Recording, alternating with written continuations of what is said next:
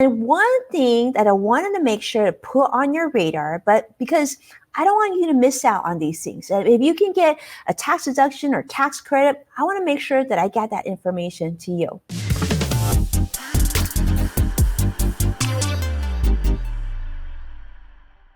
Right?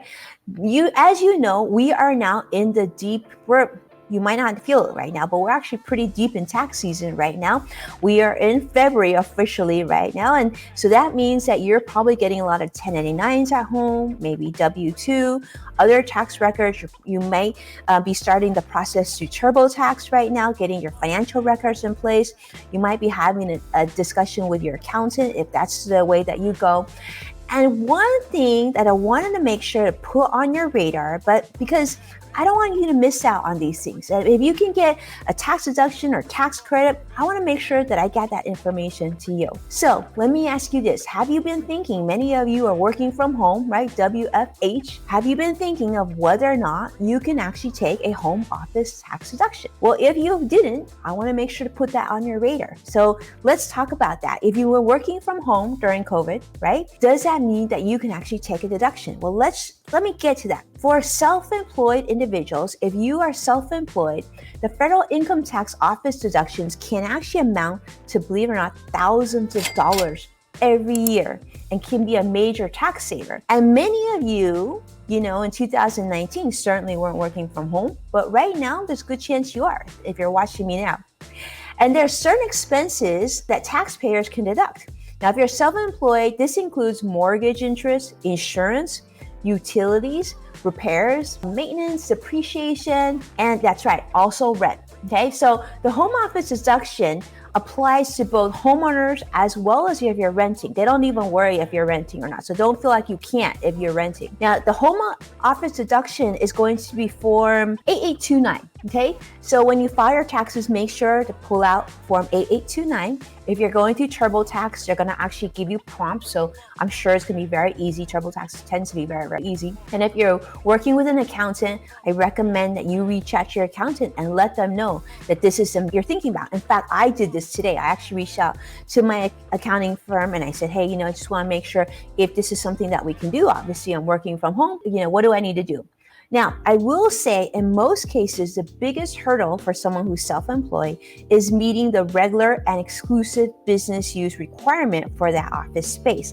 In fact, if you saw my segment earlier today on Fox Business with Mike, we talked about this, right? He says, well, this room that I'm in, that he's filming in, is also his son's bedroom. Well, that wouldn't work then, right? Because it's not exclusively for business. So if you're working from home, make sure that your space is exclusively for business. In fact, you're going to want to document this. You actually want to get your smartphone out or camera out, film and take pictures of the space that you're working in. And that way it can be confirmed as working space. Now, don't worry about things such as, let's say there's a bathroom or maybe there's a sink, maybe there's a bar sink in your space or something like that. Because in most office spaces, that's pretty typical. Okay, so that would be okay.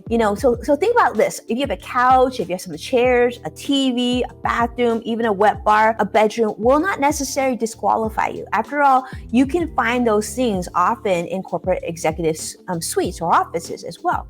So if you're not sure, make sure, take pictures, document it, check with your accountant. If you're working with TurboTax, I know they're great about having resources that you can reach out when you have questions. Just double check that, because obviously I'm not a tax professional, but I just want to make sure that you don't miss these opportunities. So self-employed individuals, you definitely want to look into this, because that means part of your residence could be deducted as a business expense, but no home office deductions for employees. So if you're a W-2 employee, you're working from home, I'm sorry to say, as how the tax laws are right now, the Tax Cuts and Jobs Act, the TCJA, that's actually what's to blame for employees not being able to write that off. Now, that being said, there is talks that this could be changed, right? Because of COVID-19 tax relief and future legislation.